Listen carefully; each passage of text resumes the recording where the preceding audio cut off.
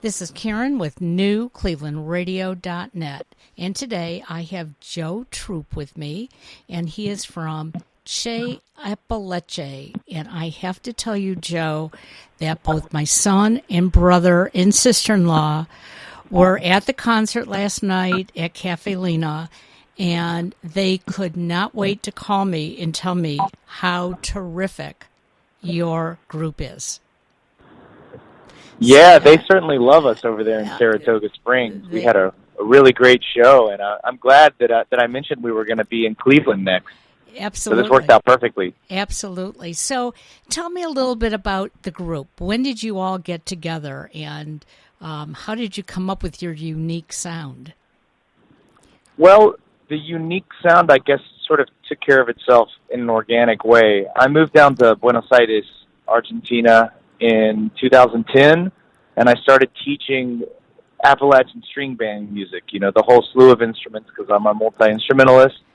But I mostly got banjo students, and in fact, all of the members of my band began as my students, banjo students. And then, since we're all multi-instrumentalists, we decided to select an instrument. Everyone chose their respective instrument for the ensemble, and at the beginning, the idea was to have a legitimate bluegrass band in Buenos Aires, which was a complete anomaly. Yeah. So that's how that started. But as the years went by and we were more proficient as a bluegrass ensemble, we got some opportunities to come to the States for cultural enrichment activities and whatnot, to visit fiddlers' conventions and music festivals. And so in 2016, we thought that before we came to the States, we should do something more authentically us. And being a bluegrass band in Latin America, we decided to tackle a whole different repertoire, music, different musical genres and rhythms and forms from Latin America.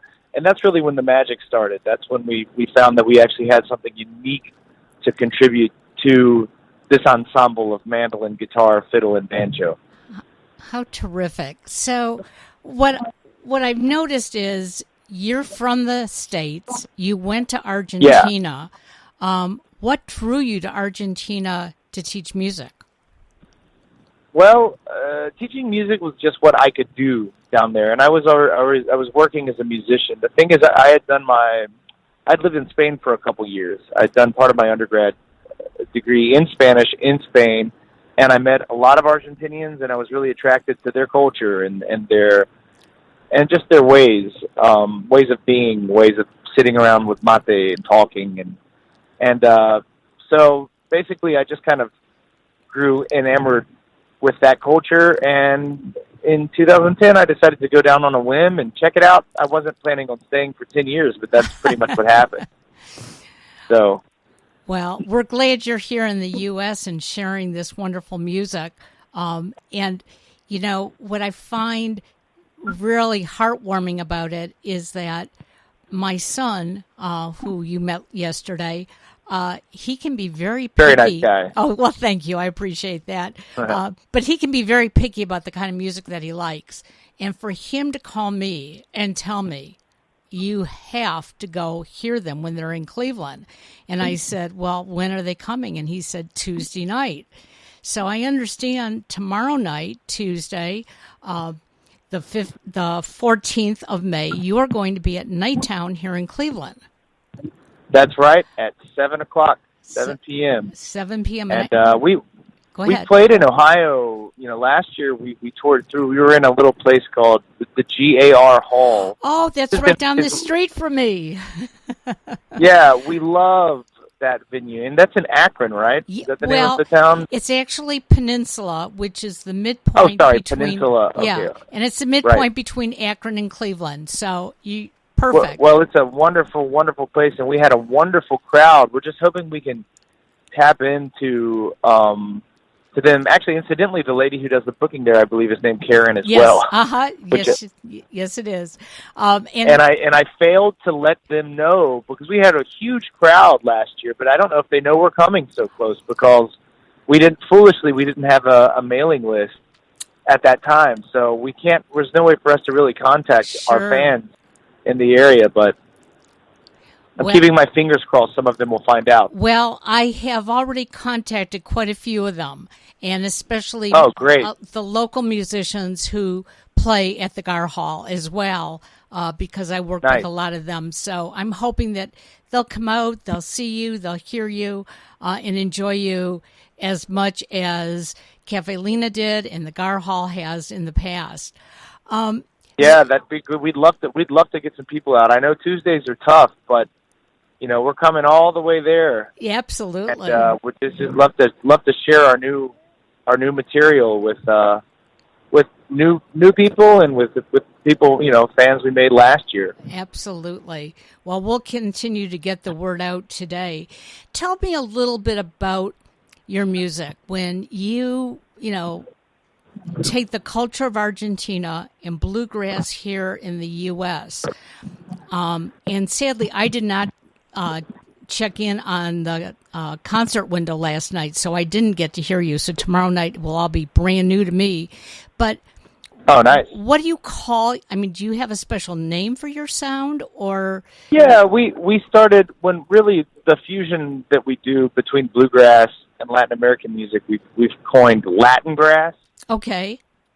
But more and more, what we're exploring is just basically world music in general. Because for example, like the banjo player in the band is Mexican. He's an immigrant to Argentina, like myself, and then the other two guys are from Buenos Aires, the mandolinist and the guitarist.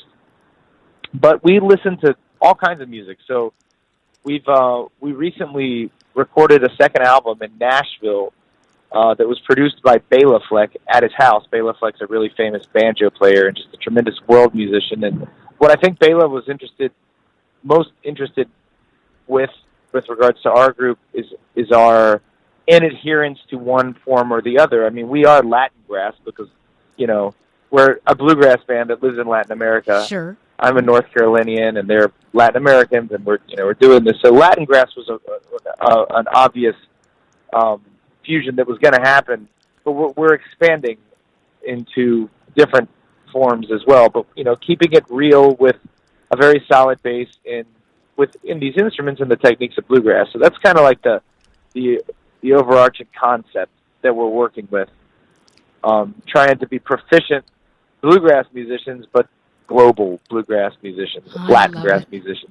And it's kind of easier to understand when you hear it than it is to just put into words. But that's the pitch. Well, then we need everybody to come out and hear it so that they can understand it and appreciate it.